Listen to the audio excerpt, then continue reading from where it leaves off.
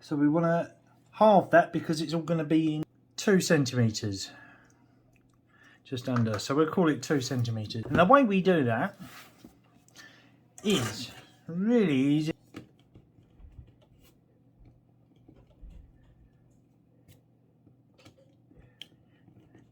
And we do that all the way through the... So I'll come back to you in a second once I've gone through. And as you can see, I've cut almost a square shape out of the book, which looks like that, so that when the book, and the same again, get in as tight to the spine as you can possibly get it. It's relatively easy to